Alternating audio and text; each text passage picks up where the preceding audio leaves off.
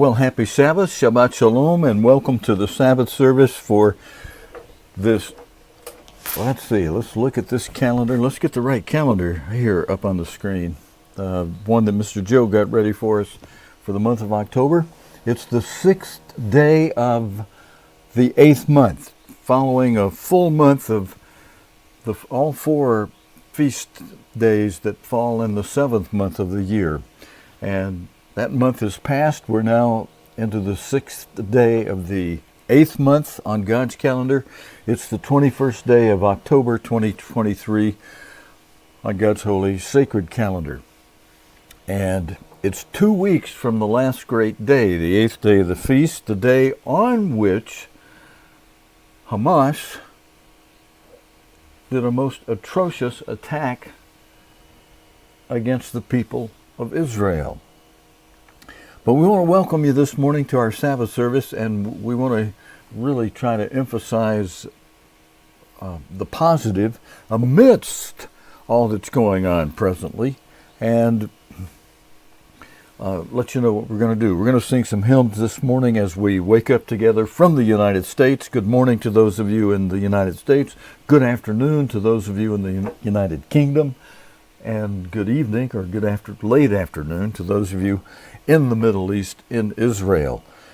There is some happy news related to what's going on of a sort. A couple of hostages were released, and they are now, according to the latest news story on it, they are now en route to a military base in Israel, in central Israel, where some of their friends and relatives are anxiously awaiting their arrival and to see them.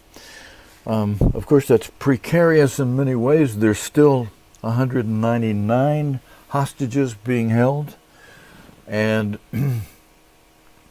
it all goes back to something that's not easily resolvable. It goes back to 3,000 years of a certain animosity between Ishmael and Isaac. And if you understand that, you have a great deal of understanding of what this conflict situation is.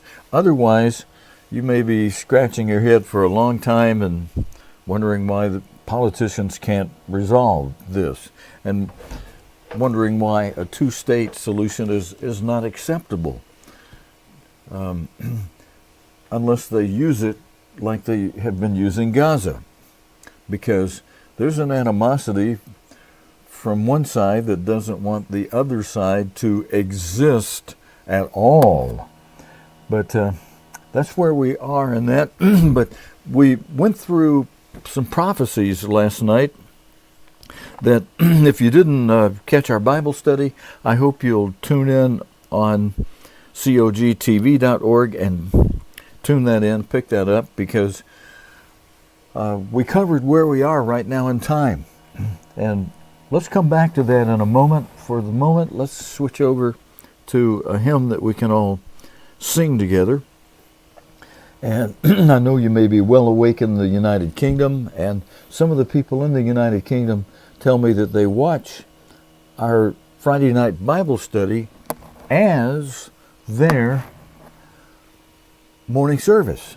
And that's kind of nice to hear, because sometimes it's to put that on in the evening. I am getting ready for other things on the Sabbath, and I appreciate it, those of you who take advantage of it. If you didn't see it, or even if you did see it, you might want to review it, because we did cover some things from Scripture that relate to what's going on, and we'll pick up from there today. But we use what we had last night as more or less of a foundation. But let's start this service in hymn this morning by singing together from Psalm 9, Praise to the eternal God who has a plan of intervening in this world and ushering in and restoring the kingdom of God to this earth that will begin, the kingdom itself will begin with 1,000 years of peace. Just prior to its beginning, will end out this society, this age, this world with the Battle of Armageddon and the outpouring of the third woe, with the seventh angel bringing the 7 vials of the 7 last plagues, as pictured here in this. So we'll go through some rough times first, but then we're going to have 1,000 years of almost unbelievable utopian peace on the earth. Let's praise God for that in song. Brethren, let's all sing together beginning at verse 1. I will praise thee, O eternal.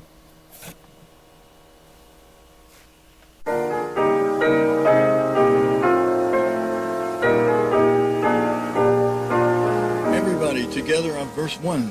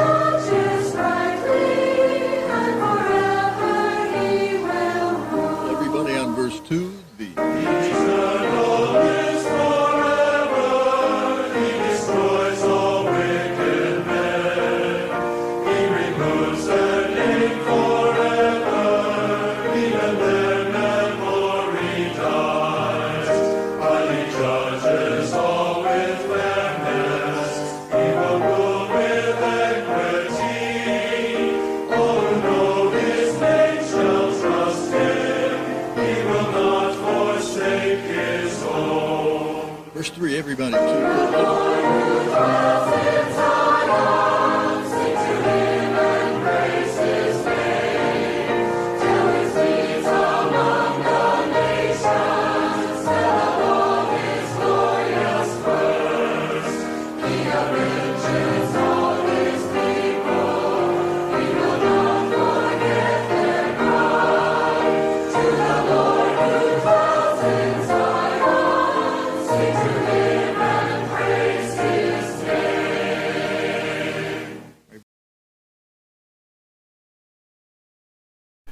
All right, brethren, thank you for those of you who sang along with us, and pardon the pause just there for a moment as I was queuing up an audio track that I want to play for you here on the service this morning that comes from a conversation between 2 Palestinians with the Hamas, one of the Hamas military organizations, and you'll hear, and you know, one of the things that happened this week that was a little disconcerting was that a hospital was blown up, and I think it killed 500 people, and immediately Hamas is out, and many news organizations accusing Israel of having bombed that hospital, when right from within Hamas they had people who knew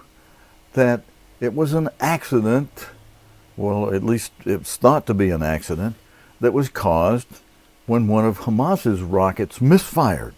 And here's some proof of that in an audio recording of a conversation. Now, I meant to play this during our Bible study last night, but with the way things are going in the world and the way, brethren, I believe even we ourselves need encouragement.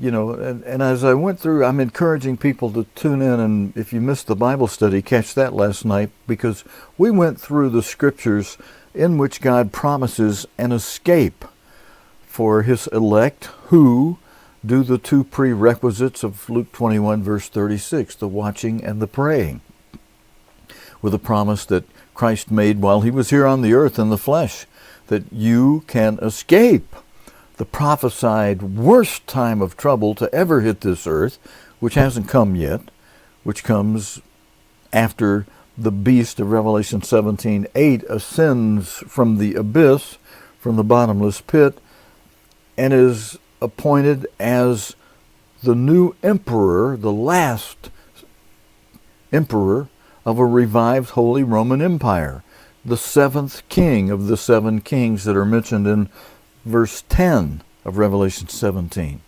And we didn't quite get to verse 10 last night, but we went through the rest of those verses.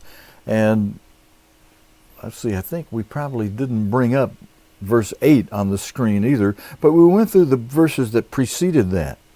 That in the 30 days prior to that beast ascending from the abyss, and with his ascension, the commencement of the fifth seal, Great Tribulation, God promises an escape. We went through those scriptures that show the escape that's provided, that we're to pray, be not in the winter nor on the Sabbath, because it's going to be such a time of trouble. You don't want to be leaving on the Sabbath. You don't want to be outdoors overnight in freezing weather. And in that escape, we're going to be outdoors at all hours of the day and night in an escape. And then once in the wilderness area in Judea, we'll have to watch for an army surrounding Jerusalem, and then another escape with an army chasing you. And of course that's happening outdoors, and we're not escaping in armored tanks. We're escaping on foot while an army pursues. Duality in prophecy, we went through it last night, showed the scriptures where God says this is going to happen, even with those who are promised a place of nourishment, protection, safety, and final training during the 3.5 years that precede the return of Christ. And that's these very latter days just ahead of us. And we're cued by it when the daily sacrifice, which will be reinstituted somehow when it's taken away, when it's cut off. But in the interim, there are things that can cause your hair to stand on end. And, you know, one of the newscasters quoted Mark Twain as saying that, you know, a lie can travel halfway around the world, or today even. Mark Twain, you didn't live in the day of instant worldwide internet and Twitter and all kind of forms of worldwide communication instantly. You know, Mark Twain said it, a truth can travel halfway around the world. No, I'm sorry, he said a lie. A lie can travel halfway around the world before the truth has had a chance to get its shoes on. I think we could probably rephrase that a little bit today, if you don't mind, Mr. Twain, if we take what you gave us and rephrase it just a little bit. The truth can travel all the way around the world. I'm sorry, I keep saying that backward. A lie could travel all the way around the world before the truth even had a chance to get its socks on. So rephrase that just a little bit there. Now, I had that queued up, and my player just went astray here. Let's see if it's still on cue. Stand by just a moment. Okay, yeah, I do have it on cue. Let's play that audio tape of a recording of a conversation regarding the hospital launch incident by the Islamic Jihad terror organization. This is a conversation between two members of the Islamic Jihad terror organization. And they're speaking, of course, in Arabic, so I will have to tell you in English what they're saying. It starts out with the Hamas operative number 1 saying, I'm telling you, this is the first time that we see a missile like this falling. And also that's why we are saying it belongs to the Palestinian Islamic Jihad. And the other Hamas operative says, what? And operative number 2 says, they are saying it belongs to Palestinian Islamic Jihad. And the first operative questions, it's from us? And number 2 says, it looks like it. And the first operative says, well, who says this? Operative 2 says, they're saying that the shrapnel they're saying that the shrapnel is from the missile is local shrapnel and not like Israeli shrapnel. And operative number 1 says, "What are you saying?" And the name is deleted. And there's a silence after he asks him, "What are you saying, Joe?" And number 2 says, "But God bless. It couldn't have found another place to but God bless, it couldn't have found another place to explode?" And operative number 1 says, "Never mind. Yes, Joe, they shot it from the cemetery behind the hospital." Yes, they shot it from the cemetery behind the hospital. Number 1 tells number 2. Number 2 operative says, "What?" Number 1 says, "They shot it coming from the cemetery behind the Alma Emadin Hospital."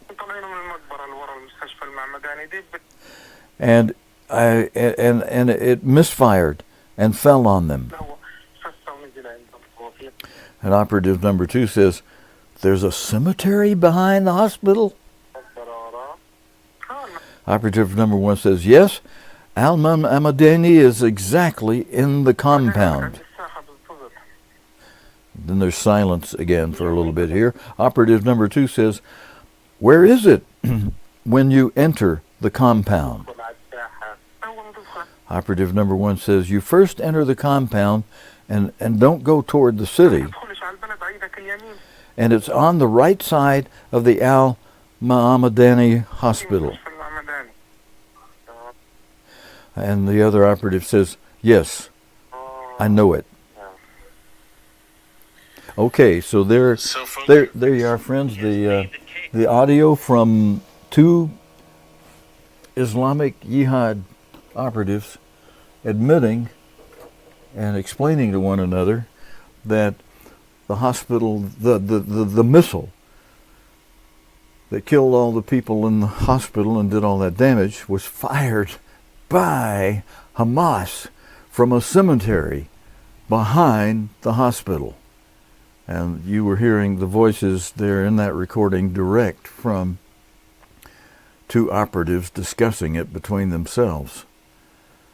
Okay, so like Mark Twain said, a lie can travel around the world before the truth even has a chance to get its shoes on. Shoes or socks, Mark. And, so, I don't know what to say, except, brethren, of course, many of you are encouraging one another to pray for the peace of Israel. And as we pray, brethren, as Christ instructed us, that our escape be not on the Sabbath or in the winter, you could add to that, and God, please bring some peace over there in Israel, at least for the moment, as we enter the winter season.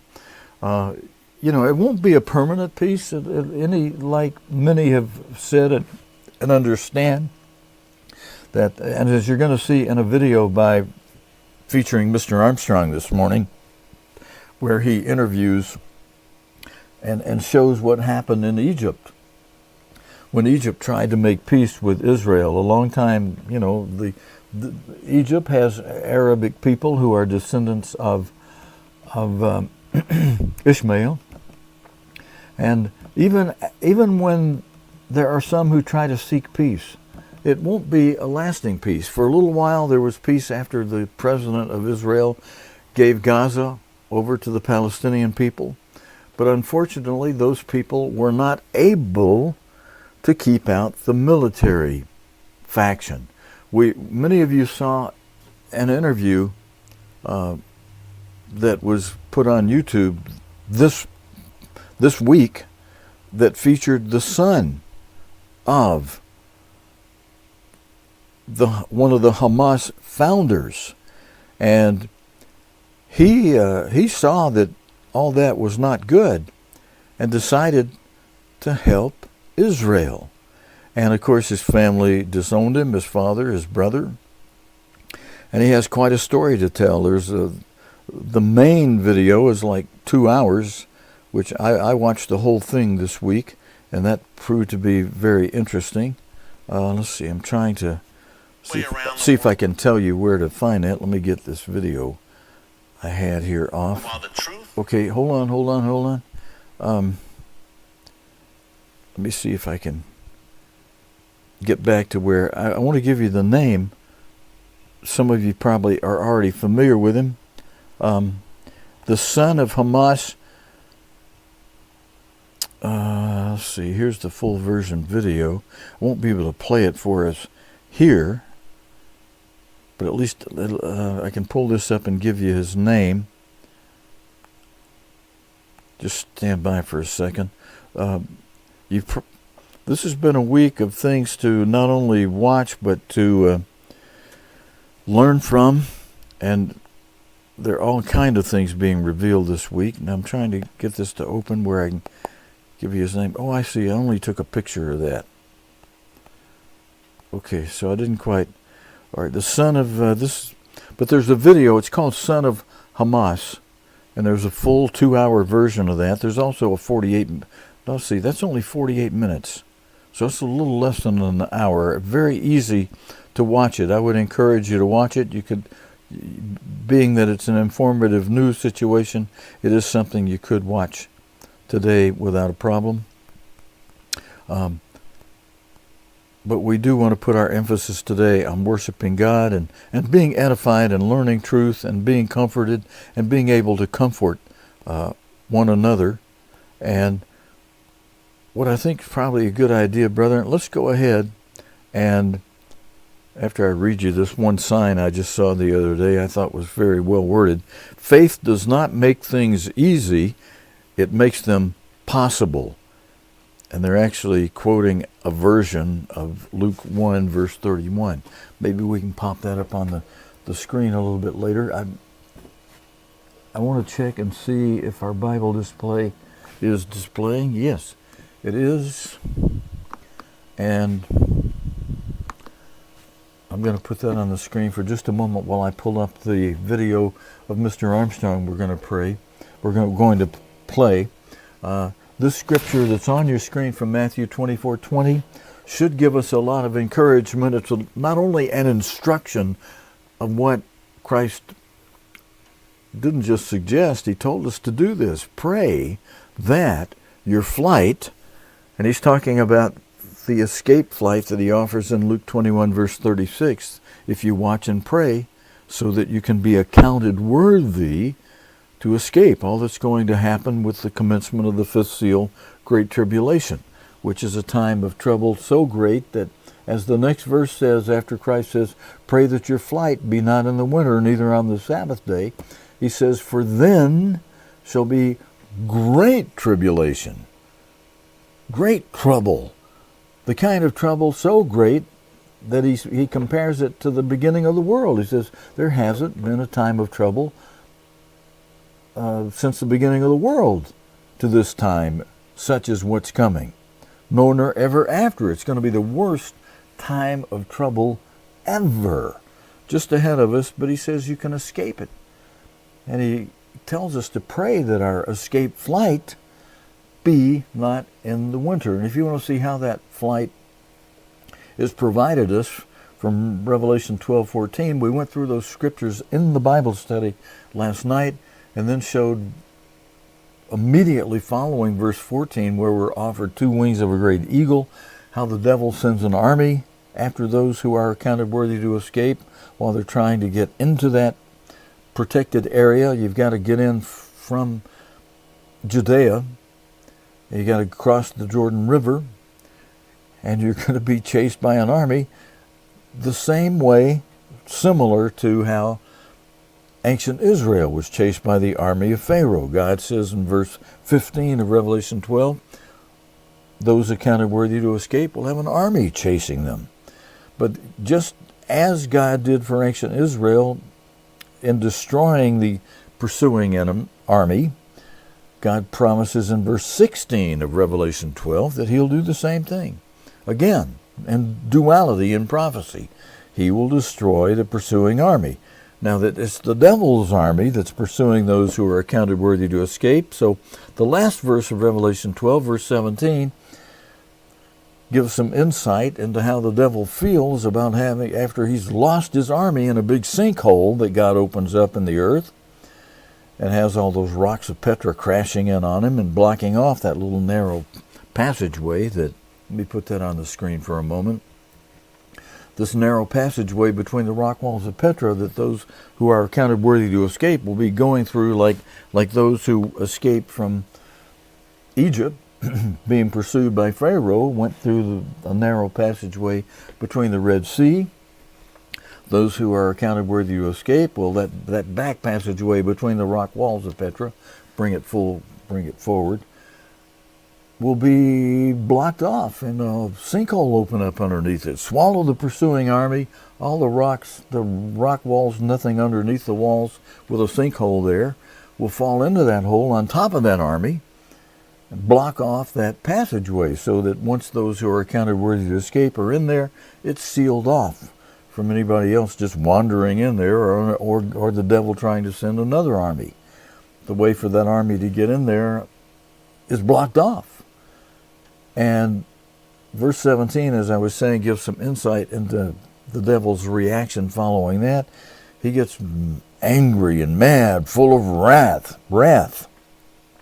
Lets his wrath be known by going after those who, of the true church of God, who were keeping God's commandments, but weren't watching and praying, and therefore they weren't accounted worthy to escape, and they're left behind as a remnant.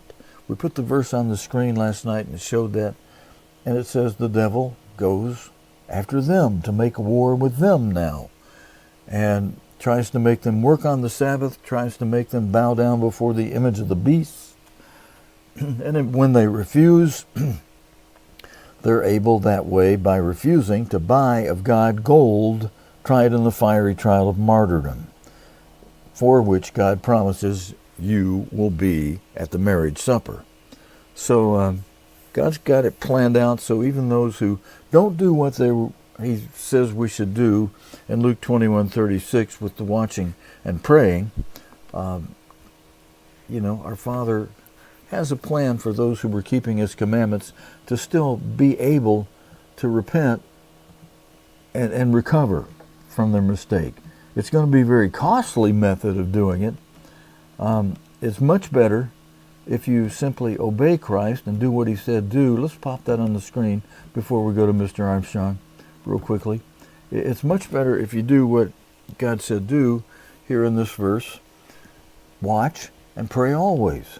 Now, it takes a lot of effort. You'll find your day goes by and you're tired, you get home and you haven't done the watching. Well, and you don't even know what to pray about. That fulfills this instruction to pray always without ceasing. He's saying pray about those things you watched in the day's current news related to the 4 active seals. And there's a purpose, a great purpose and promise provided, so that you may be accounted worthy to escape all these things that shall come to pass with the commencement of the 5th seal, Great Tribulation. So it's worthwhile, but related to what's going on, we've got Mr. Armstrong standing by in a World Tomorrow telecast where he shows how when Egypt was trying, through its leader, then at that time, was trying to make peace with Israel, and how the military faction and the majority of people, descendants of Ishmael in Egypt, interrupted that effort of its leader to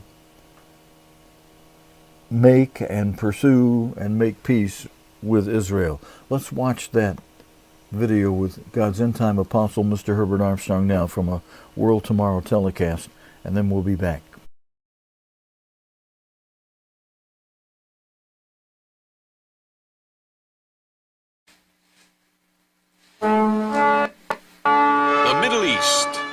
land of centuries-old conflict, but also the land in which President Sadat of Egypt and Prime Minister Begin of Israel have recently together lit the torch of peace. Will the rest of the Mideast see the light as well? Or will the flame be summarily snuffed out and this area become the very land that finally plunges mankind into World War III?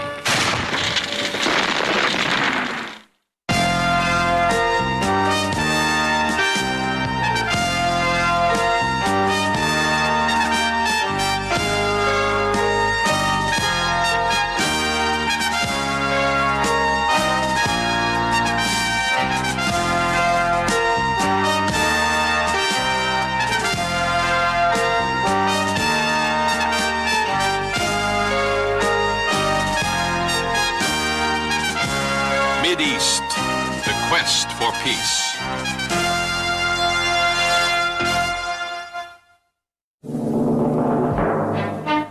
The Middle East, long a land of great importance as the home of Judaism, Islam, and Christianity, has today attained even more crucial significance with the current world energy crisis. One man who has become well acquainted with the problems in this part of the world is Herbert W. Armstrong. His first-hand knowledge of this area has kept him ahead of events there for over 30 years. A familiar face in the Mideast, he's had personal meetings with President Suleiman Frangi of Lebanon, Prime Minister Hedi Nouira of Tunisia, King Hussein of Jordan, Prime Ministers Golda Meir, Yitzhak Rabin, and Menachem Begin of Israel, and President Anwar el-Sadat of Egypt. Withal, Mr. Armstrong discusses the cause of war and the only sure way to peace. In order to better comprehend the current situation, we need to understand the events that have created the centuries-old Jew-Arab conflict and current OPEC problems. Why has there been such long-standing animosity between Arabs and Jews? Believe it or not, the whole thing started in a family squabble about 4,000 years ago. A common ancestry for both the Arab and Jewish peoples? Yes, surprisingly, both trace their roots to one father, Abraham of the Bible, but to different mothers. Abraham's wife Sarah, being childless, offered her handmaid Hagar to provide him an heir. Hagar gave birth to Ishmael, the progenitor of the Arab peoples. However, Sarah finally did have a son, Isaac, and the Jewish people looked to him as their father. Herein lies the beginning of the centuries-old struggle between Arabs and Jews, two half-brothers fighting over an inheritance. After the Exodus from Egypt, the people of Israel of Old Testament times, as descendants of Isaac, inherited and possessed the Promised Land. Under the successive reigns of David and Solomon, the area flourished in the hands of Isaac's descendants. But after the death of Solomon, Israel split into the northern and southern kingdoms of Israel and Judah, respectively. Both were eventually conquered and taken away into captivity. Succeeding world-ruling empires, Babylonian, Persian, Greco-Macedonian, and Roman, each in its turn conquered the area. Under the Persian reign, a contingency of Jews returned to Jerusalem to once again possess the Promised Land. It was the Roman Emperor Hadrian who was to hang the label Palestine on the area now occupied by modern-day Israel. In 70 AD, the Romans destroyed the temple, and once again the Jews were expelled from Palestine. The Arabs conquered the area in 640 AD. Passing it down as an inheritance from generation to generation, the descendants of Ishmael, the other half-brother, possessed the Promised Land. But then Zionism, the ideology that the Jewish people should have their homeland in Palestine, arose as a strong force in the early 20th century. With Jewish immigration from Europe beginning around 1870, Zionism played a major role in the development and formation of what is now the nation of Israel. Upon acquiring Palestine and Transjordan as mandates in 1920, the British designated Palestine for the establishment of a Jewish state. Then, in 1947, the United Nations General Assembly voted to abolish the 1920 British mandate and partition Palestine into Jewish and Arab states. Despite Arab rejection of the plan, on May 14, 1948, the British withdrew their forces, and the new state of Israel was then proclaimed. With this background, we can understand why the very next day, troops from 7 Arab states invaded Palestine in an effort to reclaim what had been their homeland for almost 2,000 years. The ensuing war between Arab League nations and the fledgling state of Israel lasts for over a year and a half. Finally, on January 7, 1949, the Jewish War of Independence ends by UN mediation. The war increases Israel's holdings by almost half. Most of the territory designated for a new Arab state is annexed by Egypt and Jordan, and over 500,000 displaced Arabs are confined to the Gaza Strip and the West Bank. But the tension remains, and with the continual animosity exists the ever-present threat that war will break out again. And it does. On July 26, 1956, under the leadership of Gamal Abdel Nasser, Egypt nationalizes the Suez Canal. An agreement with the Soviet Union has already provided Egypt with large quantities of arms. On October 26th, operating under a secret agreement with both England and France, Israel seizes the Sinai Peninsula, and Franco-British troops take over the Suez Canal, ostensibly to protect it. Pressured by the United States and the Soviet Union, Britain and France withdraw, but it is almost a year later before Israel pulls out. Following the Israeli withdrawal, a UN peacekeeping force is installed to guard the Egypt-Israeli border. But this is yet another short-lived peace. In 1967, Egypt persuades the UN to withdraw its force from the Sinai, after which it immediately blockades the Gulf of Aqaba, shutting off a key Israeli shipping route. Then Egypt deploys troops on the Israeli border. But this time, Israel strikes first. In what came to be known as the Six-Day War, Israel seizes the Sinai Peninsula, Syria's Golan Heights, and all of the West Bank, including East Jerusalem. The victory is swift and decisive, and although the UN Security Council asks Israel to withdraw its troops from the occupied territory, Israel refuses. Yom Kippur, a Jewish holy day, a day of fasting, a day of prayer. And suddenly, a day of war. On October 6, 1973, Egypt, in conjunction with Syria, invades Israeli-held territories. Egypt crosses the Suez Canal and pours into the Sinai Peninsula, while Syria attacks the Golan Heights. But initial success by Egypt and Syria is met by an overwhelming retaliation by Israel. The counterattack carries Israeli troops to within 20 miles of Damascus and over the Suez Canal, deep inside the Egyptian border.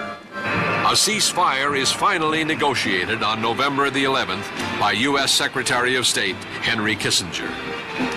This war, the fourth since the establishment of Israel as a nation, was again one of heavy casualties on both sides, both militarily and economically.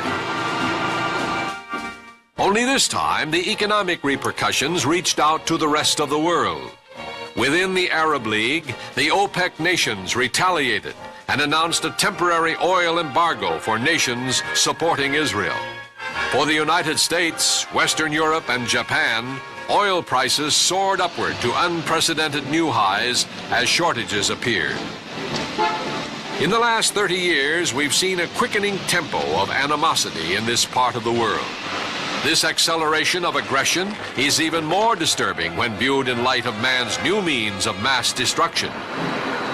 Today, with the current nuclear proliferation, Only the ostrich-like would say mankind's survival is not threatened. Does Israel have the bomb? What about the PLO? While many speculate that Israel already has nuclear weapons, most agree that supporters of the PLO would willingly provide the financial and technological support for them to attain nuclear capability. Such possibilities become even more frightening in this environment of ever-escalating tensions. The world may well have viewed with alarm the election in May of 1977 of former Israeli guerrilla leader Menachem Begin to the post of Prime Minister. A devout Orthodox Jew, he displays a clear sense of his nation's purpose and identity. But those immediate fears proved to be unfounded, as 1977 provided a ray of hope for peace. For it is to this government that Egyptian President Anwar Sadat not only makes an unprecedented peace overture, but also is the first Arab head of state to visit modern-day Israel. On that historical moment, recorded by newsmen around the world, Sadat risks not only his political future, but quite possibly his very life. The rest of the Arab world is thrown into uncontrollable frenzy as reaction to this unheard-of move ranges from neutral silence to labeling the visit as treason.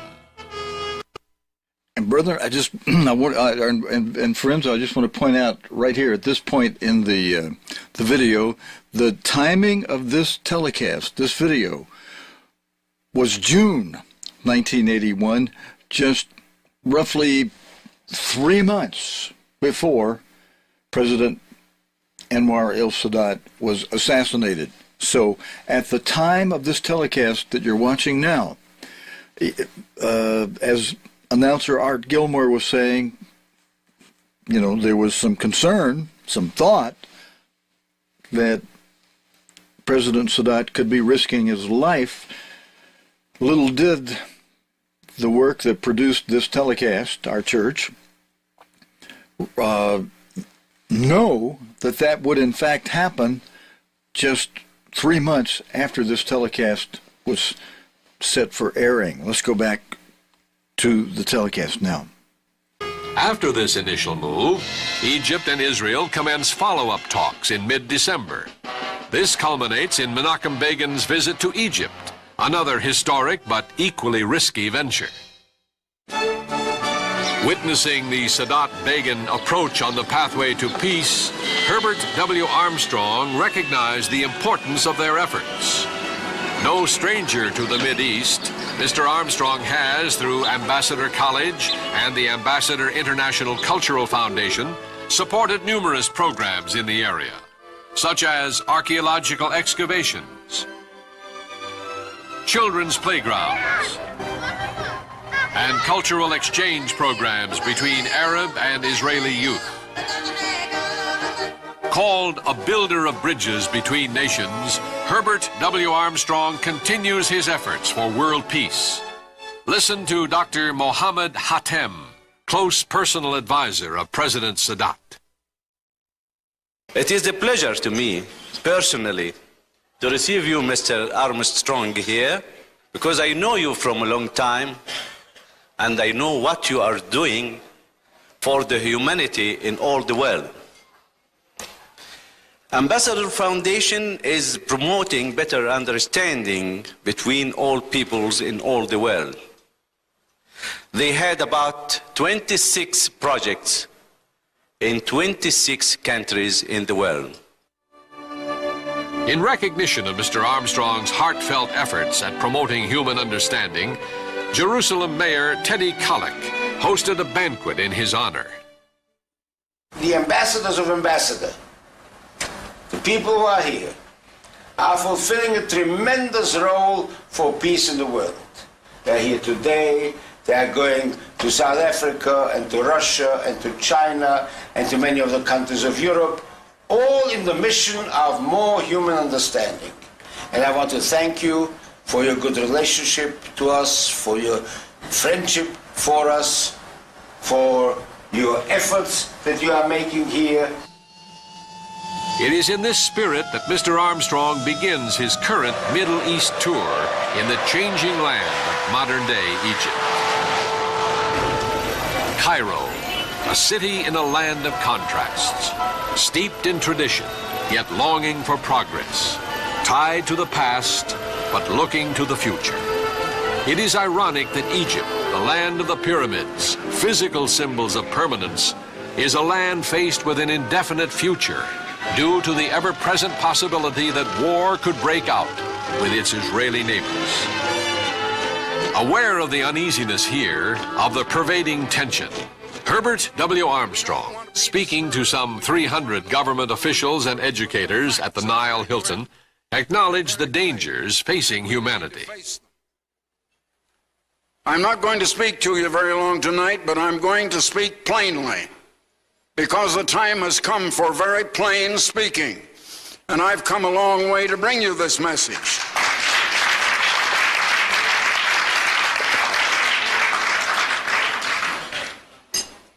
And today we stand, if you pardon my giving you the bad news first, we stand on the very brink of human extinction. Conditions in the world are constantly growing worse, and the weapons now exist of mass destruction that can annihilate all human life from this planet. Now, in all human history, they have never invented a new weapon of mass destruction that has not been used. There is a cause for every effect, and we're in a very bad effect today. And in this world, we've been accustomed to treating with effects and ignoring the causes. And you can never get rid of an effect until you cure the cause. And it's time we learn why. What brought us to this kind of position in the world? Knowledge doubled in the decade of the 60s, but also world's troubles doubled. Troubles that man has been unable to solve or to cure. In the 70s, knowledge doubled again. But again, our troubles doubled. Now, the increased knowledge didn't cause the increased trouble. But on the other hand, the increased knowledge did not solve our troubles. And we still have our troubles. Such things as peace, which we don't have. We work for peace, we fight for peace. Yes, and there are wars constantly going on. There's one in the Middle East right now. But peace and happiness, contentment and joy, and abundant well-being that is universal for all of us, those are spiritual qualities. They're not physical qualities, they're spiritual. And we don't seem to realize that. There is a basic spiritual law, and it is in motion. That law could be stated as the principle of outgoing love toward others. I simplify it by calling it the way of give. Now, that is the way of cooperation instead of competition. It is the way of helping, of serving. I simplify it by calling that the way of give, because people can understand that word so well. But the opposite, the transgression of that way, is the way of get. And that's the way this world is living. This world is living the way of get. I love me, and I don't care about you except what I can get from you or take away from you. So the get way is the way of vanity, trying to exalt ourselves, the way of coveting, of lust and greed, the way of envy and jealousy toward others, the way of competition and strife that leads to violence and war. Having delivered the message of the root cause of humanity's problems to an audience of leading Egyptians, Mr. Armstrong then departed for Israel to continue his Middle East trip. When the Gulf Stream 2 touched down, this flight became the first since the Six-Day War to go directly from Cairo to Jerusalem. Jerusalem, the home of virtually all holy sites of the three major faiths, the Muslim Dome of the Rock, the Jewish Western Wall, commonly known as the Wailing Wall, and the Christian Church of the Holy Sepulchre, are all located within Jerusalem's walls. The city was divided prior to the Six-Day War, and Arab passions were inflamed when Israel took control. Since then, there has been Arab talk of a holy war to regain possession of that part of Jerusalem known as the Old City. Therefore, the present peace is an unstable one. Into this center of age-old animosity, Herbert W. Armstrong brought a message of peace. Speaking to a banquet at the King David Hotel that overlooks the west wall of the Old City, Mr. Armstrong again contrasted the two philosophies of life. Mr. Armstrong concluded his Jerusalem visit with a private meeting with Prime Minister Menachem Begin. During their discussion, Prime Minister Begin gave Mr. Armstrong a personal message to carry to President Sadat of Egypt, with whom Mr. Armstrong was to meet 8 days later.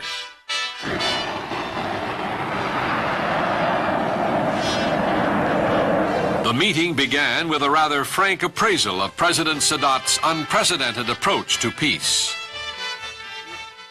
Mr. President, I want to say one thing right straight from the heart. I respect and admire you more than I can tell you.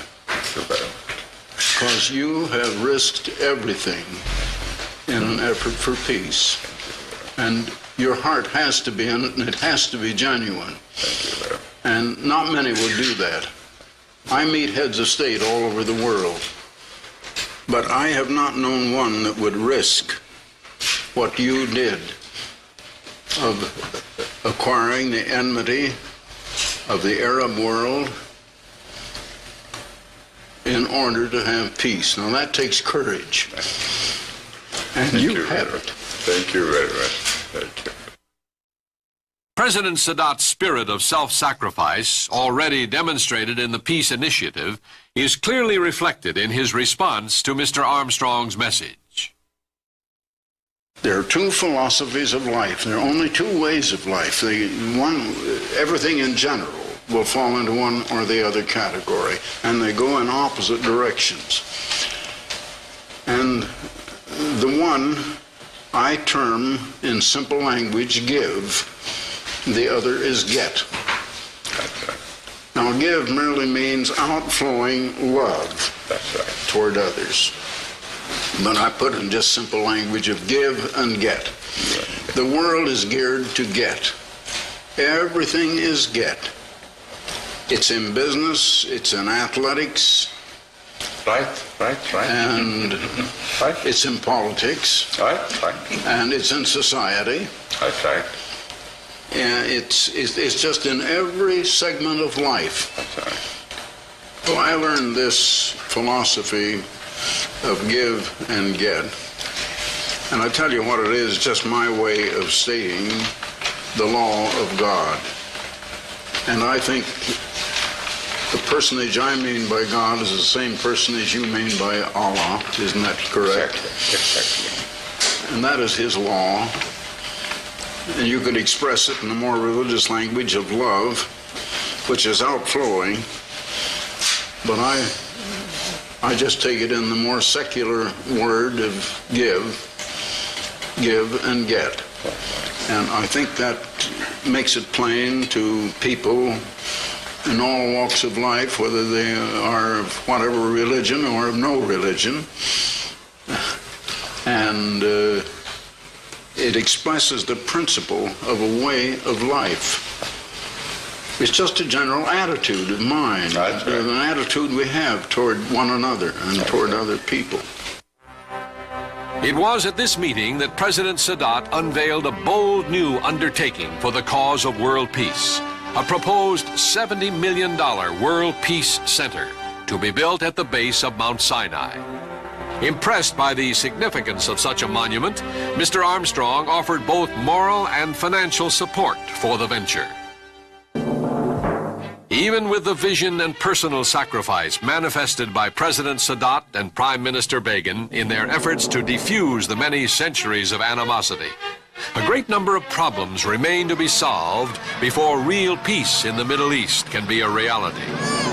The Palestine problem continues to be stalled in the on-again, off-again autonomy talks. The Arab world also demands that East Jerusalem be returned to Arab sovereignty. The Jewish reply, never. What about the continuing brushfire wars among the Arab nations themselves, such as the Iraq-Iran conflict? Could they not erupt into a major conflagration? And now, the superpowers of Russia and the United States are looking over their shoulders as Europe makes overtures to the Middle East. Is the situation about to be more strongly complicated by a third power play? Quite possibly. Europe obtains about 80% of her oil from the Middle East. 80%. Will she stand idly by if, for some reason, the lifeblood of her economy is about to be cut off? What about Russia?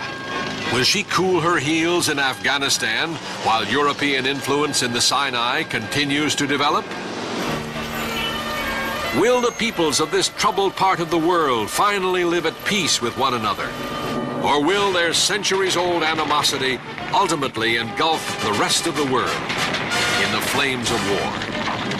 Geographically, politically, and theologically, the Middle East will continue as a focal point of world events. Indeed, world peace hinges on a tranquil Middle East.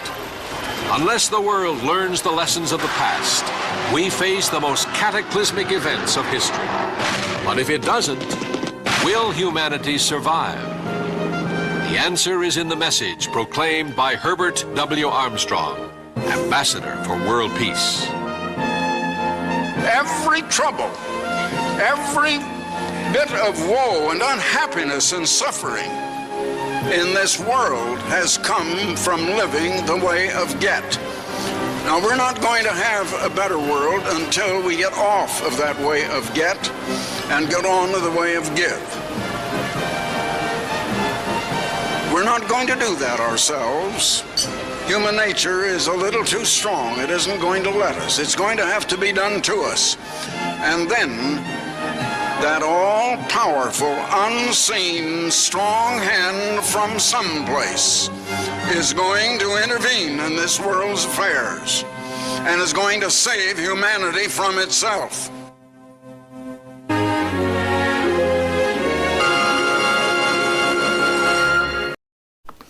All right, a big thank you to the great God for preserving the videos that were produced by this work in this church. We're looking back in the early 80s, late 70s. So we're looking at about 45 years ago, roughly, somewhere in that ballpark. And brethren, thanks to you who are tuned in with us this morning. And going back to what was produced then, you can see really there's little change, and that there will not be much change in the animosity we're seeing in the Middle East until Jesus Christ actually returns to this earth. And then those who are deceived, and there are people who, a deceived person doesn't know they are deceived. Now there are a few exceptions to that, like Yosef, the son of one of the Hamas founders, who came to understand and then even became a double agent on behalf of Israel, because he understood that what Hamas was doing was wrong. He also understood that he came to understand that the Quran, which says that Abraham took Ishmael up to the mountain to sacrifice him, and therefore God gave the promised land to Ishmael, he came to understand that's like what Mark Twain said about a lie and truth. A lie can go around the world, a dozen times before the truth even has its shoes on. And so I'm laughing at Mark Twain's comment. It is sad that the lie exists and that many thousands of people believe that lie. But if we look to the future, all things are possible with God. That scripture I was quoting, I said that we'd put on the screen. The bottom of the sign looked like it was saying Luke 1:31, but it's actually 1:37 it was quoting. And the verse actually in the King James Version simply says, "For with God nothing shall be impossible," but that nothing requires faith. And in the case of what we're seeing in context on the screen here, of course it applies by itself as well, but in context, the previous verses are showing how God appeared to Elizabeth and told her that she would also conceive a son just as Mary had, and miraculously, and that he would that son would be called John the Baptist, and would be the one who would announce the forthcoming of Christ. And and at the same time he was talking to Mary. But the point that was made in verse 37 is that God could do these kind of miracles. With God, nothing is impossible. And I was mentioning in the Bible study last night, it's a good idea when you go outside your door, before you go outside your door, that you take some time on your knees and ask God to protect you while you're out and bring you back home safely. Because we live in a dangerous world, even with just the invention of the automobile and freeways where vehicles can travel at very high speeds. You can be killed in an instant in a crash on a freeway. And so that and many other things make it good reason to be praying that God give you protection before you leave your home. People in Israel certainly need our prayers. There are still hostages being held by Hamas. But just as we saw in the video that we had on the screen, brethren, that animosity, that situation has existed for a long time and is destined to continue, get maybe a little worse, but maybe we have another interim of peace. And of course we'd certainly like to see that. There are people who believe that such atrocities should not be allowed to just happen, and in the minds of those who committed them think, well, we got away with that.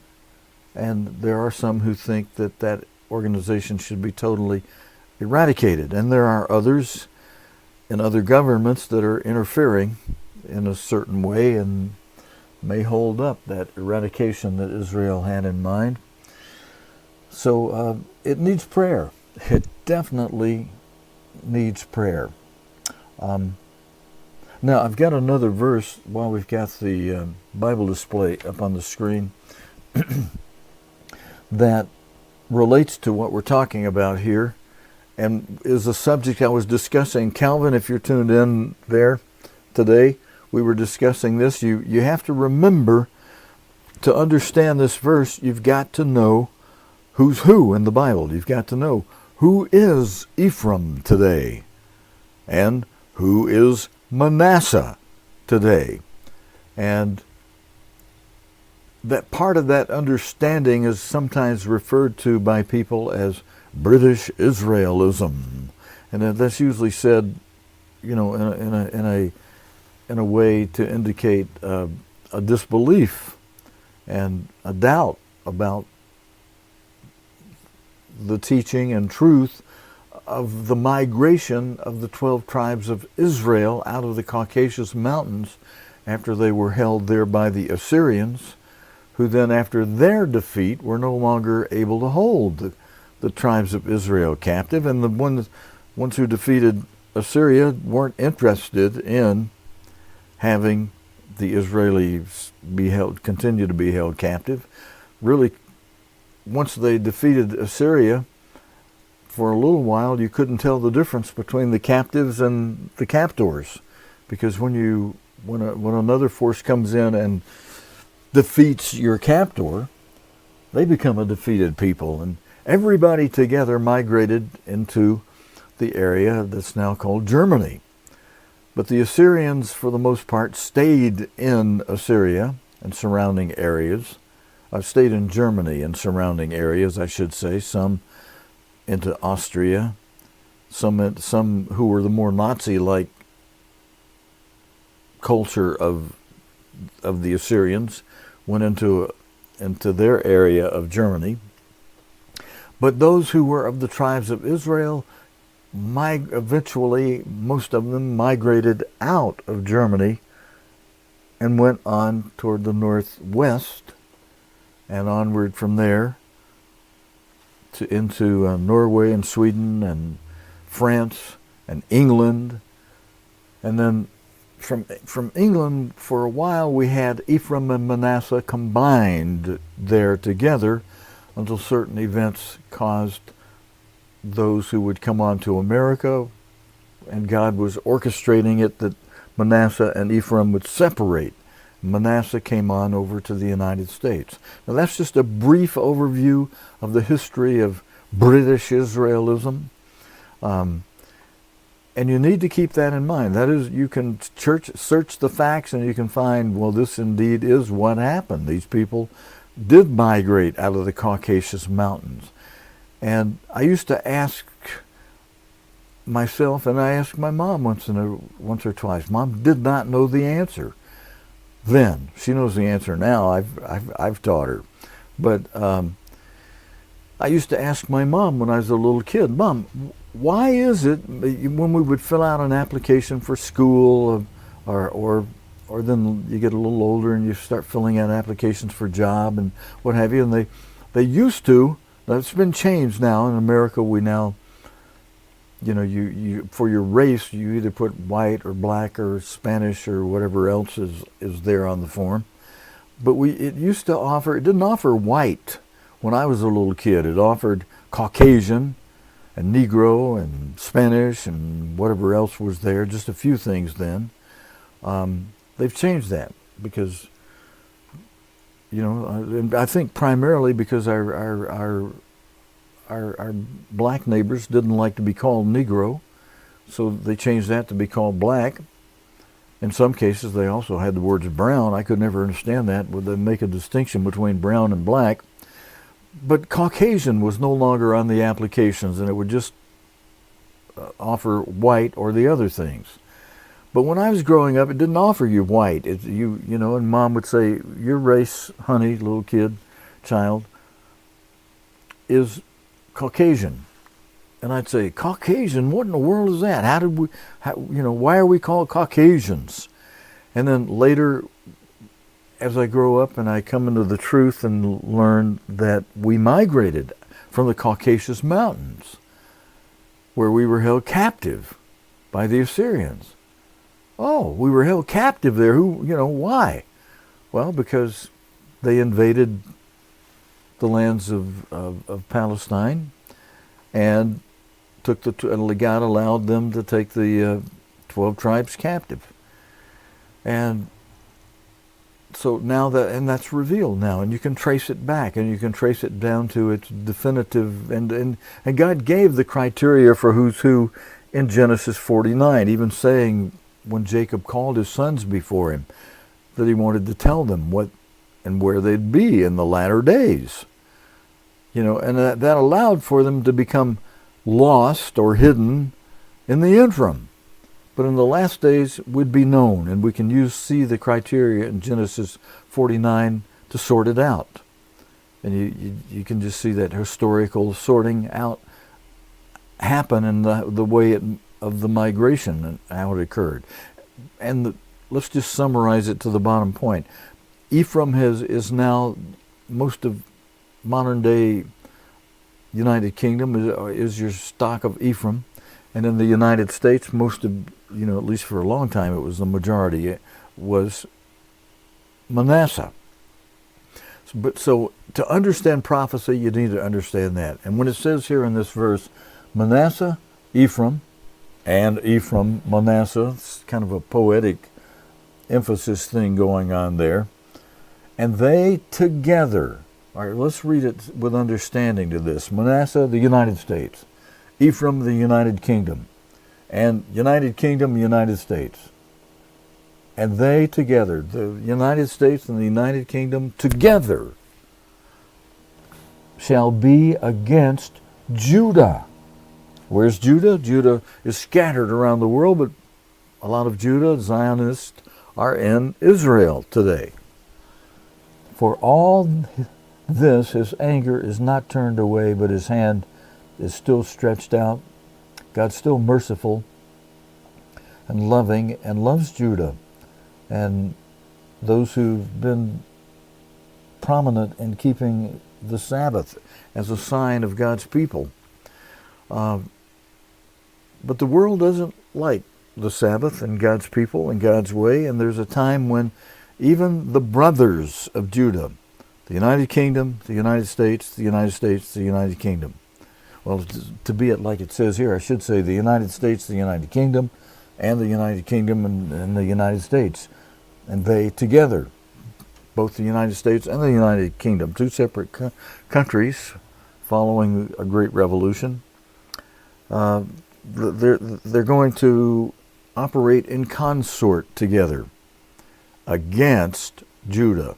We're already seeing that play out from time to time. There are vestiges of anti-Semitism from the United Kingdom and from the United States when different factions are able to come into power for a while. Even what has happened very recently, this past week, as the President of the United States flies over to Israel. My gut reaction was, why don't you hold up and let Israel take care of business first? Just keep the support going from a distance and let them take care of business. And just as my gut feeling suspected, there are analysts that are evaluating what the real intent and purpose and effect of the $100 million offer that the President of the United States made, and that the Congress is now saying, oh boy, now we've got to get a faction together that's going to support what the President has offered, and we've got to get that passed in Congress to allow that to happen. But there are analysts who are reporting what's the real impact and the underlying intent of that is it works out to be. I'll give a summary of the analysis. If any of you want to see that entire analysis, I'll be happy. Just email. I'll be happy to send you the link to a video on YouTube where the analyst does an extremely good job, a thorough job with great detail analyzing the real import of that $100 million offer, calling it an award for killing, an award for deceit, an award for accidents like missiles that hit one of your own hospitals, and then blame it on the other side, or try to blame the other side and say the other side did it when now there is deception done knowingly. So those people are deceivers, and they are not deceived. They know they did it. A missile from their own cemetery. And but we on a positive note, brethren, let's be praying for the peace of Israel, and those of you who are doing what Jesus Christ instructed us to do. I'll leave this on the screen just for a moment. Let's be sure we understand that eventually there is a prophecy for the end times ahead of us, when we will see the United States and the United Kingdom resolutely go against Israel. And when I say Israel, I'm talking about the little nation state over there that basically is your people, Judah. So the United States, the United Kingdom will go in prophecy. It's from this verse on your screen right now. Isaiah 9, verse 21, is prophesied to go against the little nation state of Israel, the people of Judah. And we're going to see that before Christ returns. We're going to see that before the beast of Revelation 17, verse 8, ascends from the bottomless pit. Now, some of you who may not be familiar with the truth and the teachings of God through his end-time apostle Herbert Armstrong, or some of you who are but don't agree with it, I hope you might consider this, just for your own peace of mind, whether you're called to the spring harvest or the fall harvest. And that is a truth that even the former German Chancellor Angela Merkel was able to recognize, that relates to a prophecy in Revelation 17. Let's turn there. If you want to go there in your own Bible with me, I'll tell you what I'm going to punch up for you on the screen here. We're going to go to the book of Revelation. And in the book of Revelation, we're going to go to chapter 17. That chapter talks about a woman, and in prophecy, a woman is a church. And in this chapter 17, it refers mostly to a false church. And there's a verse that relates to a comment that the former German Chancellor of Germany made about 3 years ago while she was still in office as the Chancellor of Germany. And she was trying to negotiate a deal. And in fact, she had negotiated a deal with the then Prime Minister of England, Theresa May. But Theresa May could never get the Parliament of the United Kingdom to back her up in what she had negotiated with the German Chancellor as a representative of United Europe. And while Mrs. Angela, why did my mind blank out on her name at the moment? The former German Chancellor, Angela Merkel, thank you. Why did she lash out at England the way she did? Well, one, she's upset, and because she knows something. And in knowing something, because her father was a former evangelical preacher in East Germany, she had her nose in the Bible a lot. And so she was familiar with what's referred to here in this verse as a bottomless pit, is rendered from the original Greek word abyss, A-B-Y-S-S, abyss. And Mrs. Merkel used that word abyss, which is basically, for the most part, only used in the majority of cases in a biblical sense. And as she's angry with the United Kingdom Parliament for not backing up the deal she made with British Prime Minister Theresa May, she lashes out and says, "You people better look into the abyss." You know, in the way it's rendered in the King James language, if we were to translate it that way, we would say Mrs. Merkel said, "You people better look into the bottomless pit." Well, what's in that pit? What's in that abyss? Except, as it says right here in verse 8 of Revelation 17, a beast. Well, a beast is an animal, but in this case, this beast is referring to a political system that existed, and verse 10 talks about the way it existed in the form of 6 previous kings, saying that there's a total of 7 in all. Let's take a look at verse 10 of Revelation 17. If you're interested in understanding this yet to be fulfilled prophecy from the Bible, you need to understand this. This verse 10 says there are 7 kings. It starts out that way, and then as you can see from this verse, it says next that 5 of those 7 are fallen. Now, many of your theological students are taught in their seminaries and know and understand that the 5 that are fallen are Justinian through Napoleon. Of those 5, Justinian was the first, then there was Charlemagne, then Otto the Great, then Charles V was the 4th of these 5 kings, and Napoleon was the last or the 5th of these 5 kings that are fallen. Their rule began when Justinian formed the imperial form of government, which is a form of government. He submitted to an imperial form of government in association with the Vatican, which means this: an imperial form of government is when a religious leader appoints and crowns your government leader, your emperors of Rome. And so Justinian submitted to that in 554 AD. An imperial form of government in Europe was restored, and the Pope was over it.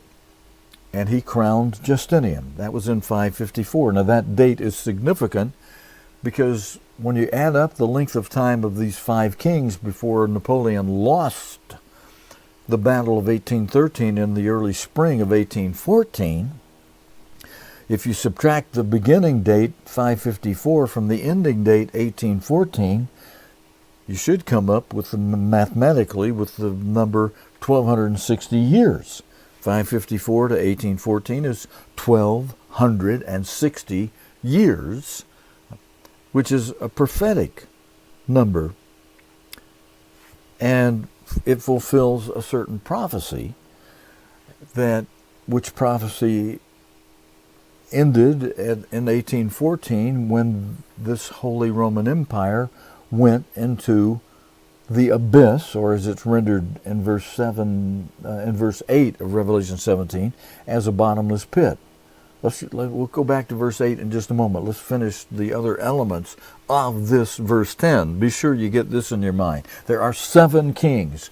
5 are fallen. The 5 that represented the 1260-year period between Justinian and Napoleon, between 554 and 1814. That isn't that long ago, 1814.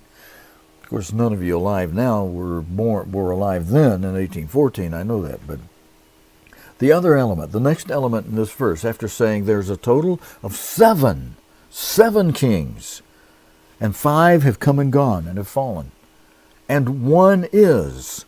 Now this prophecy was written down by the Apostle John in 90 AD while he was on the Isle of Patmos and had a vision of going to heaven, and the Father revealing to Christ, who revealed to John and told John to write these things in a book and then seal them up. And he was writing things as if they were present tense that would not happen until some time way off in the future. I mean, these 7 kings hadn't even been born yet at the time John is writing. There are 7 kings. And of course, the 5 of those 7 that are fallen would not have been born. The first of them wouldn't be born until some 400 years, more than 400 years after John wrote this. And then the next element of this verse, where it says, and 1 is, John was writing as if it was present tense. And yet that 1 that is, that he said is, hadn't even been born yet. So do you see what I'm saying? This prophecy has all kinds of grammar arrangements that your mind has to sort out and deal with. The 1 is wasn't even born yet when John wrote it. And when the 1 is becomes present tense, has come and gone.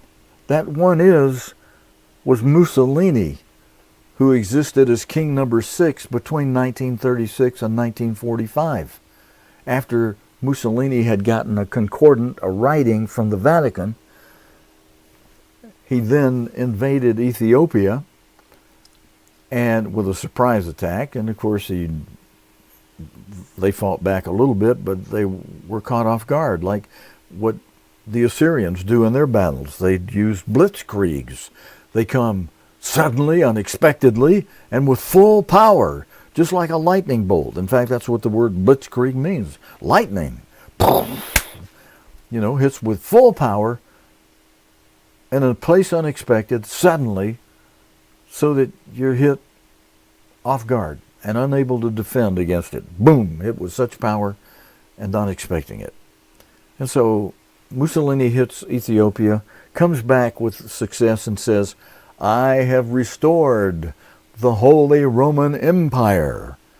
And God revealed that to his end-time servant, most faithful servant and apostle Herbert Armstrong, who broadcast it coast to coast in the United States and a little bit beyond that in those years when it was beginning to happen between 1936 and 1945. And Mussolini also made the statement that I am your new Il Duce, your new Julius Caesar, and I have restored the old Holy Roman Empire. And in fact, he did. For 9.5 years he did. He became the one is. But it was only is, and that verse was only present tense, one is, between 1936 and 1945. And that underscores something that God tells us in Revelation, beginning right in the first chapter and the first verse, that he does. He reveals things to the world through his servants. And in the process of revealing those things to the world through his servants, brethren, friends, what is God doing except revealing who he's using as his servants? And so there's a generation today. Thank you, Tom Williams, for the topic this week. In the topic, Tom was explaining there's a generation that exists today that was born after the death of God's end-time apostle Herbert Armstrong, who was buried in January of 1986. He died on January 16, 1986. There's a generation that exists today, young people, who never directly heard or knew God's end-time apostle. Brethren, friends, that is one reason why in most of our live streams, especially those on the Sabbath, every Sabbath we're playing some recording of God's end-time apostle speaking, and it's of great value. I think many of you will admit and recognize and full well know that it's of great value to hear the words of God's end-time apostle today, because what he's saying that he said in recordings made more than 40 years ago, in many cases, those things he said are more relevant today than they were at the time when he spoke them. Some of you are aware of that and know that and recognize it. And you should let the young people know. You young people that think, oh man, we're the new generation, we're the world. If you don't understand what God did through his end-time apostle, you don't know a bloomin' blasted thing, pardon my bluntness, with you. And you need to sit down and listen to God's end-time apostle carefully and understand it. Because what he's saying is about to happen is about to happen. And what we're seeing in the world right now is a good footnote to that. Now, there is some peace of mind we can have through this winter. Now, I know today's a nice warm day. And you could say, okay, God could say to Christ, wrap it up, you guys get going. Except for one thing. The count that at which we are when the Great Tribulation commences is 1260. And there's a count, in the countdown there's two numbers that precede that. There's 1290 and 1335. We were talking about that in last night's Bible study and in the Bible study from the week before. And if you missed those, I would encourage you, you'd do yourself a lot of good to go to our archive video page on cogtv.org. That's the acronym for Church of God Television, cogtv.org. You can also get to that by typing sabbath.tv. Look for our archive video menu button on the right side of the page and press that button and look for the last two Bible study dates, last night and the one before. And we're explaining the 1335 and the 1290 I focused in on last night somewhat. Those numbers have to occur before the Great Tribulation at the 1260 point in the countdown can begin. At the 1335, we're looking at a famine of God's Word. What you're hearing today on the Sabbath service, Mr. Armstrong's videos, will be taboo on the internet. A famine of God's true Word will be cut off. Those ministers, such as yours truly, who preach the truth that God revealed through his end-time apostle Herbert Armstrong, that we continue without compromise, will be cut off. I don't know about those that preach with compromise. Maybe they'll be cut off too because they have some truth, but they hurt you when they pervert the truth God taught us through Mr. Armstrong about when the Laodicean era as an era begins, because that untruth takes away your sense of urgency that truly does exist, that some of you may be seeing because of what's happened beginning on the last great day this year, with Hamas attacking Israel so viciously as they did. And that truth about when the Laodicean era has great significance to it, has a great meaning. It helps you wrap your head around what we're going to see in the future. But in this verse we have on the screen now, let's finish this up, go back to verse 8 for a moment and put us back in perspective in the little bit of time we have left for this service this morning. There are 7 kings, 5 are fallen. Well, now the one is Mussolini, who came and was shot in the belly on April 28, 1945. He was then hung upside down from the canopy of an Esso gasoline station in Italy. He's come, he's gone. He's now, you got to add that one is to the 5 that are fallen. There's 6 that have come and gone. And the other, number 7, there are 7 kings. You see this starts out. And we've had 5 fallen and one is, he's come and gone. So that's 6 that are out of the way. And the other of the 7 is number 7, is not yet come. We don't know who that is. We know it may be the ancestor of one of the previous Roman emperors, one of the previous Roman emperors. We've been looking to some of those, and God's end-time apostle was able to have some of the descendants of previous Roman emperors. Habsburg and Strauss on campus at our college in Pasadena, at Ambassador College. On campus with Mr. Armstrong. We were able to hear them speak in forums and assemblies. And when that other comes, we don't know who it is yet, maybe one of those descendants. When he comes, as the end of this verse says, he must continue a short space. Well, when this one that becomes king number 7 ascends from the abyss, let's go back to verse 8, that's where he's going to come on the scene. Oops, other way, back to verse 8. This king number 7 is going to appear to the world, as it explains here in verse 8 of Revelation 17, by ascending from the abyss that former German Chancellor Angela Merkel was talking about 3 years ago, when she said, "You people," referring to the members of Parliament in the United Kingdom. Oh, she was angry with you parliamentary members. "You people better look into the abyss."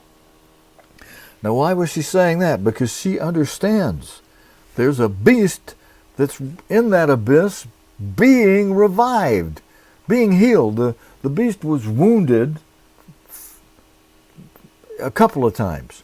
One at the end of the Battle of 1813, in the spring of 1814, when Napoleon lost the Holy Roman Empire. That was the end of 1,260 years of its continuous reign in Europe, dominating, a world-ruling empire from Europe called the Holy Roman Empire.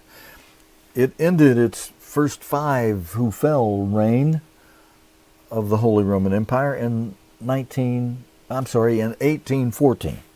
We had over a 100-year recess until the fall of 1936, when Mussolini restored that Holy Roman Empire for a short space. Didn't get a lot of glamour and glory, but he restored that Holy Roman Empire, as he himself said, between 1936 and 1945 as the 6th king. And what did he do? He did the forerunner of this verse 8 of Revelation 17. He ascended out of the abyss, or the bottomless pit, as it's worded here. And he was a forerunner type of a duality of this prophecy that's really the big fulfillment that's yet to come, when the 7th king shall ascend out of the bottomless pit. Now, what does the first part of this verse mean? Brethren, some of you have heard this explanation enough before that comes from God's end-time apostle Herbert Armstrong. I repeat it. I was blessed to be able to attend classes and sermons and Bible studies and even private occasions with God's end-time apostle at the headquarters of the work of God in Pasadena for a long time. I was there 30 years. Stayed there because of the work. I'm back in Alabama where I was born, and I got a home base to operate from here, and appreciate your blessings and support, those of you who are with me in this ministry. That is the purpose of Jesus Christ raising up this ministry through yours truly, is to continue a thread of the truth of God without compromise, the way God, through Jesus Christ, revealed it through their most faithful end-time apostle, most faithful servant, I should say, and end-time apostle, Herbert Armstrong. The little things that you hear that add to the truth, they only further the truth God taught us through Mr. Armstrong without any conflict or contradiction to that truth at all, but build upon that foundation of truth. And let's take a look at this. The beast that you saw was. Now, what is this verse talking about? Saying the beast, the Holy Roman Empire that you saw, was. What does that mean? What does this verse mean as it says it was? Well, it was active as a forceful, dynamic political force, and with the religion tied to it, to making it the quote-unquote Holy Roman Empire. It was active between 554 and 1814 AD for 1260 continuous, uninterrupted years, from Justinian through Napoleon. Again, Justinian, Charlemagne, Otto the Great, Charles V was the fourth, and Napoleon V. And those five fell. And then here comes the one Mussolini, who present tense is, between 1936 and 1945. But in spring of 1945, he was mortally wounded.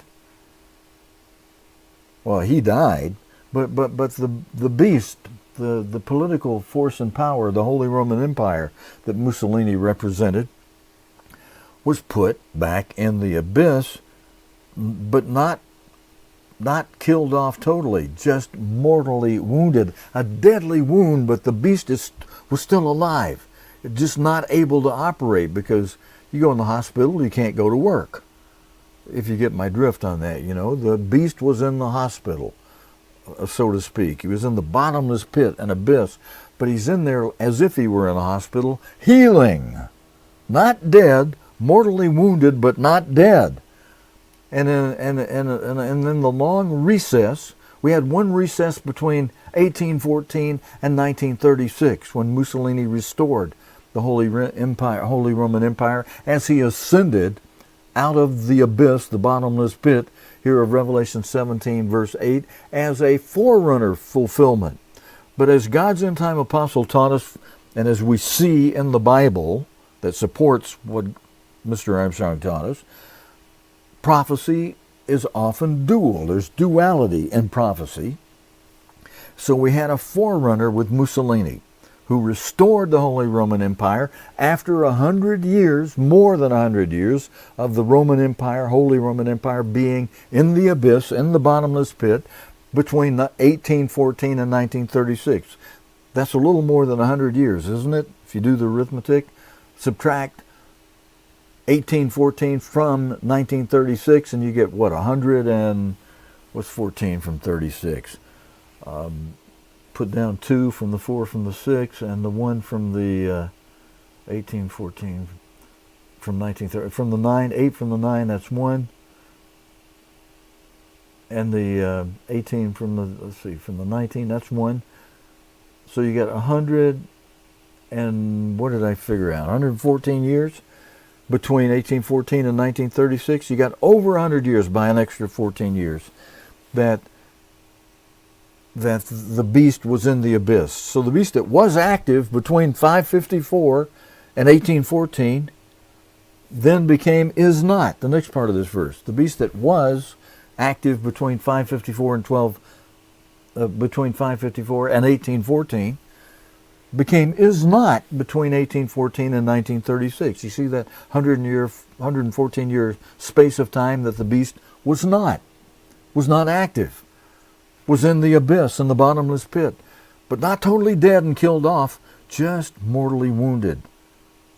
And even though Germany signed an unconditional surrender in 1945, it doesn't mean they're going to honor that unconditional surrender forever. It doesn't mean Germany was killed off. It just means their activities were put in the abyss. And this beast that's coming, that'll be United Europe, the United States of Europe, is going to ascend out of the abyss just as Mussolini did in 1936 in some time in the very near, sooner than later future. We're going to see a beast that shall ascend out of the abyss, out of the bottomless pit, one more time for its final time. The big fulfillment in these end time years.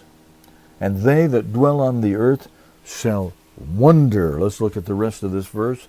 Whose names, they shall wonder whose names were not written in the book of life from the foundation of the world, when they behold the beast that was active between 554 and 1814 AD, and then again from 1936 to 1945, and in between those times was not active, wasn't active between 1814 and 1936, wasn't active between 1945 and now, except underground and being made ready for the beast to ascend out of the abyss, and then fulfill this very last part where it says, and yet is, because it's the beast itself is healing, and people are putting things together that God's end time apostle explained would be necessary in the form of 4 unions: an economic union, a political union, a military union, and a religious union. We've seen the economic union begin with the Commonwealth, that common thing they started, and Britain got involved with it back then when it was just a common union for economic purposes. And now that they've created the euro, they've really strengthen that economic union that this beast can have as a power.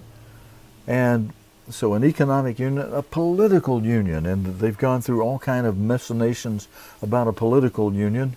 It has 3 basic factions: a parliament, a common factoring, and those that are your leaders that will culminate when this beast comes out of the abyss. So a political union, it's going to need a military union. And, you know, even after, when Germany signed an unconditional surrender, it was not supposed to have an army. But what has happened as time has gone on and time passed and new generation comes along, forgets World War and round 2 of World War and how obnoxious that was, and how Germany signed an unconditional surrender.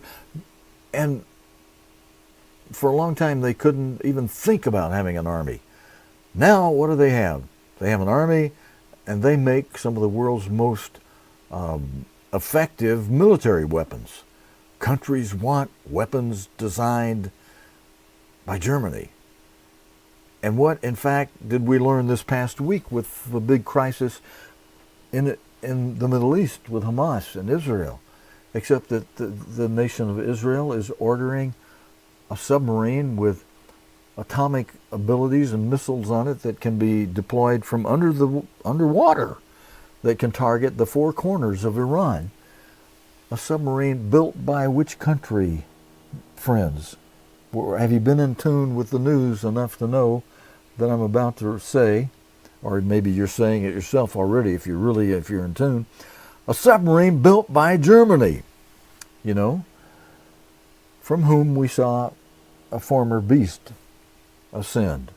Well, okay, Mussolini himself was from Italy, but he was greatly affiliated with Hitler from Germany, and Hitler operated as part of that beast system on the skirts of Mussolini. And Hitler's more greatly recognized, but he was operating under the power of Mussolini and all of that influence that the God of this world gave power to.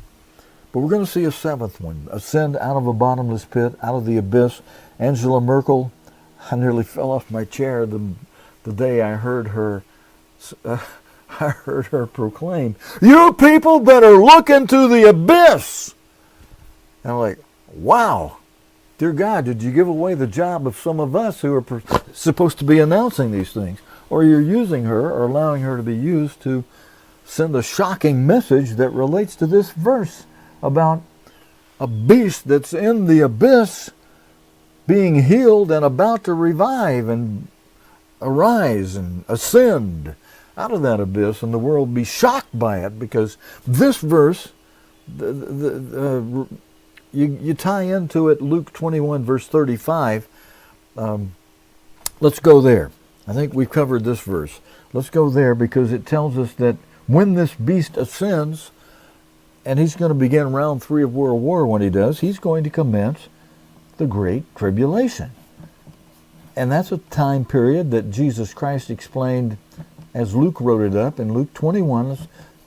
If you're going there with me in your own Bible, we're going to go to Luke 21 and verse 35 that I believe we have on your screen now, saying that Jesus Christ in the verses preceding this had just been explaining the first 5 seals.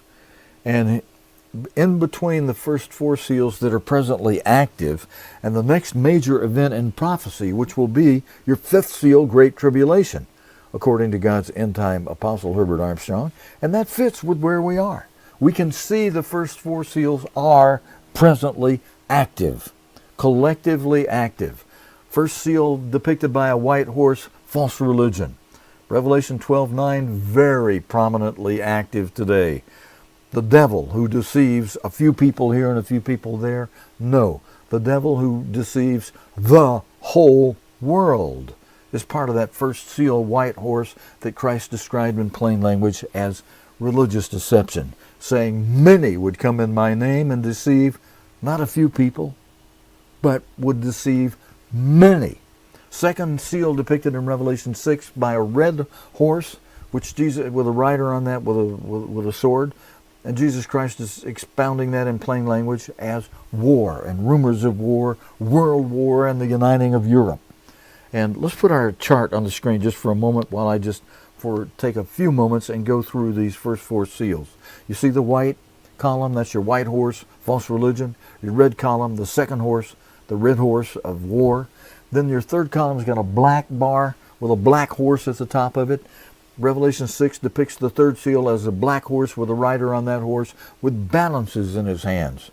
Food, a little food on one side of the balance, a whole lot of money on the other side. A penny representing a lot of money, just a tiny little dinky bit of food on there, representing what Jesus Christ said in one word in the Greek language, limos, meaning scarcity of food, or in other words, famine. That's your third seal. Your fourth seal in Revelation 6 depicted by a pale horse, a chlor, pale green horse with a rider on that horse named D-E-A-T-H, death. And alongside whom Revelation 6 says rides a tombstone, rides hell, Hades, the grave. Hades, the word for grave, rides alongside that horse named death. That's your fourth seal, and Jesus Christ expounded in plain language that death would come in one of 4 means. Primarily, loimos, he said, the Greek word meaning disease epidemics, pestilence, the plagues of Egypt. He also said it would be death by seismos, which the King James is only rendering as volcanic as earthquakes. But you look it up in a good Greek-English lexicon, the word seismos includes volcanic eruptions, tsunamis, tidal waves, floods, wildfires on the ground, and then in the air, gale force winds of all kinds. Typhoons, tornadoes, hurricanes, Any kind of seismic activity on the earth produces death is part of this fourth seal. There's two other forms of death Christ mentioned: wild animals, death by wild animals, and only in Mark 13, verse 8, terake, Greek word meaning death by mobs and sedition, and the beginning of sorrows, but not your full sorrow of the greatest time of trouble on this earth ever that comes with the Great Tribulation, fifth seal. You got these four things preceding that as the beginning of sorrows, collectively happening now, happening since Jesus Christ, but becoming progressively worse as time goes, more frequent and with greater impact and intense. Are we seeing these four seals happen? And when Christ said, when they happen, know that the kingdom of God is near.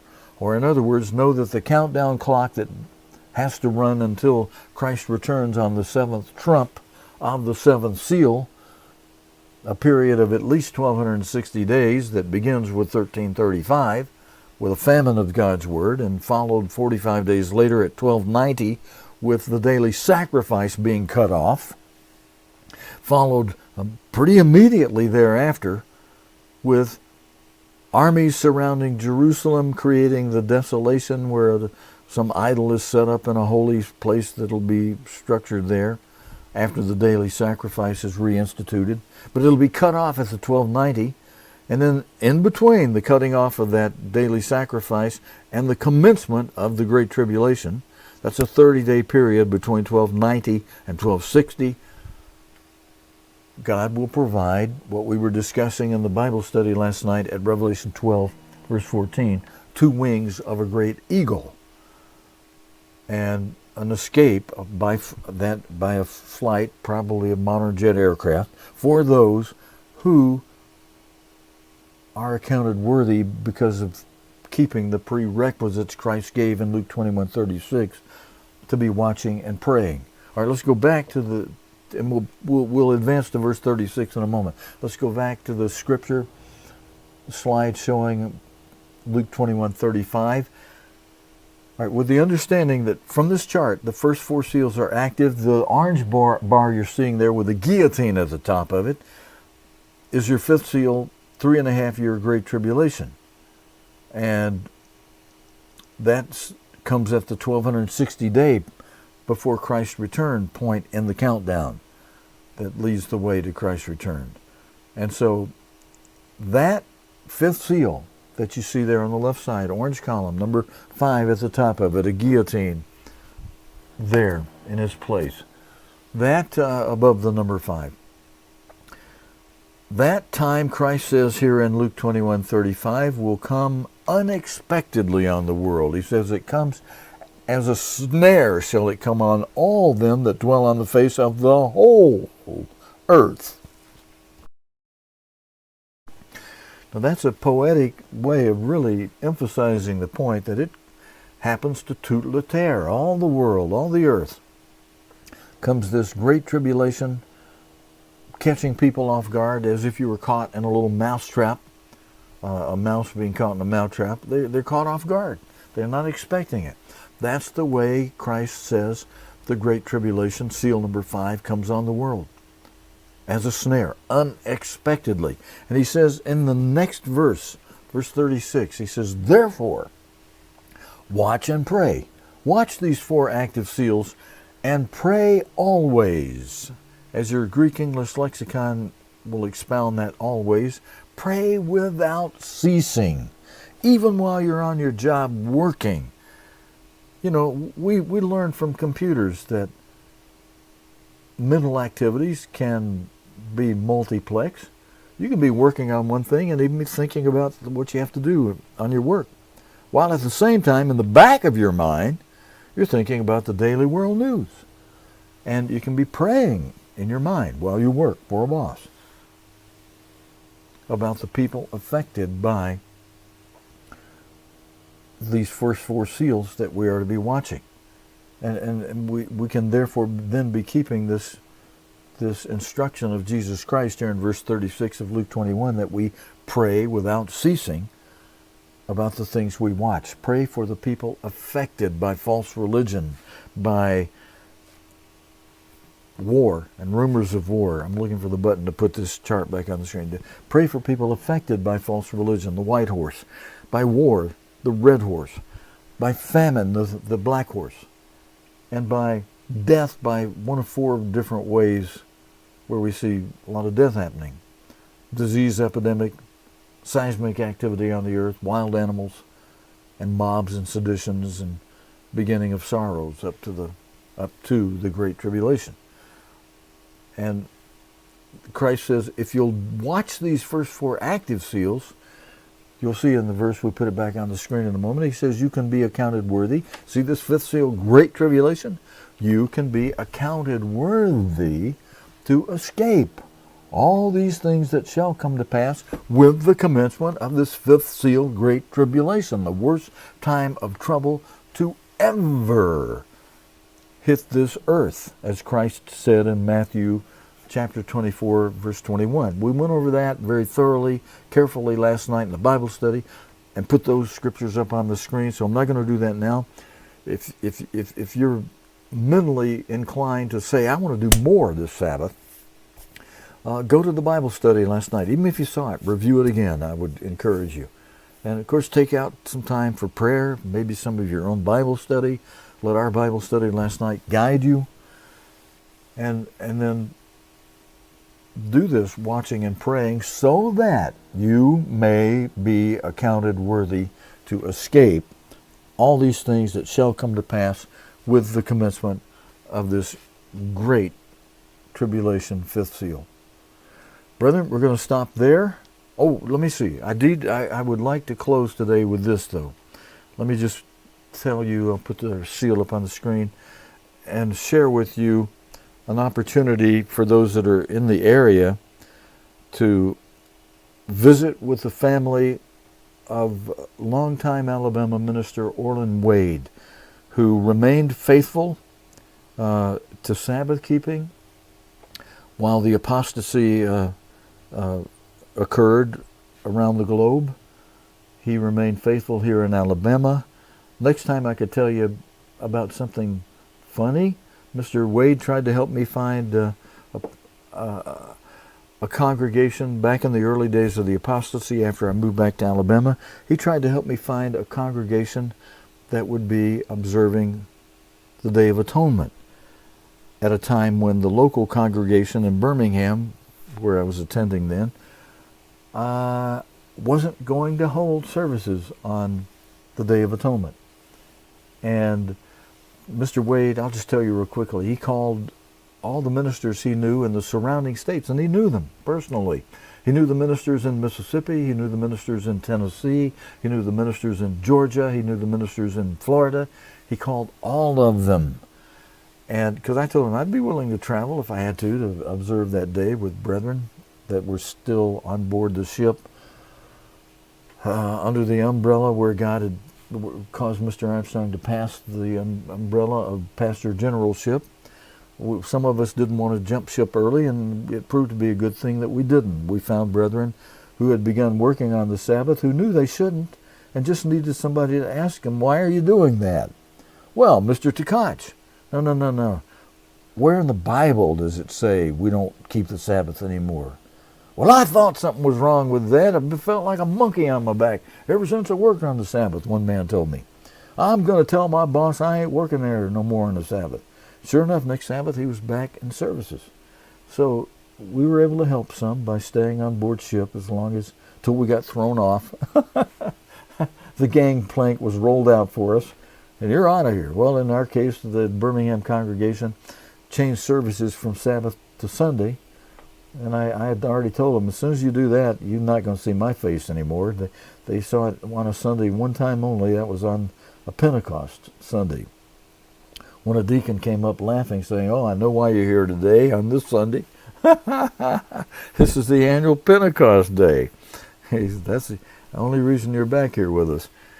Well, Mr. Wade would try to help me find a congregation that would still be keeping atonement. He came up, had to report to me, sadly, Stephen, not a one of those ministers is conducting services on atonement. this year. So he tried. And I'll tell you next time something I said to him. Now, just like the guy that worked on the Sabbath for a while, he temporarily went along with the local minister saying, well, we don't have to keep them annual holy days. But I showed him a scripture that helped him change his mind. Said, we do have to keep these days. So he ended his days, his funeral is tomorrow, he ended his days keeping the annual Sabbaths.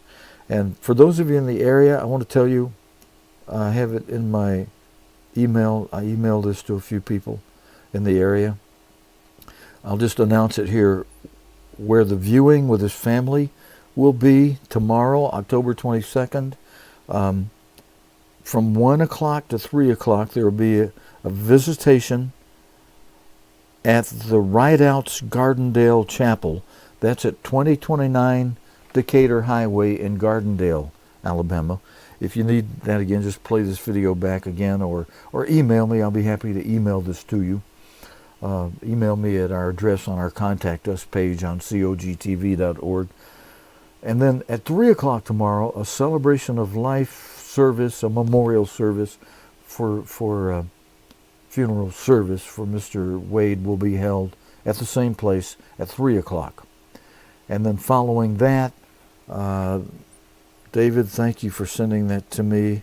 Following that, you can follow the procession to his burial if you want to stay through all of that. That's tomorrow, October 22nd. Orland Wade, longtime faithful minister in Alabama, who went out of his way to show love to his fellow brethren. Brethren, hope you remember the instruction Jesus Christ gave us, a new commandment, that we love one another. And with that, I'm going to sign us off for today. Thank you for joining me for this Sabbath service on this 8th day of the, on the 6th day of the 8th month on God's Holy Sacred Calendar, October 21, 2023. And brethren, until next time, your host, Stephen Lloyd Gilbreath, thank you for joining us. Have a great rest of the Sabbath. Until next time, happy Sabbath, Shabbat Shalom, and look for you next week.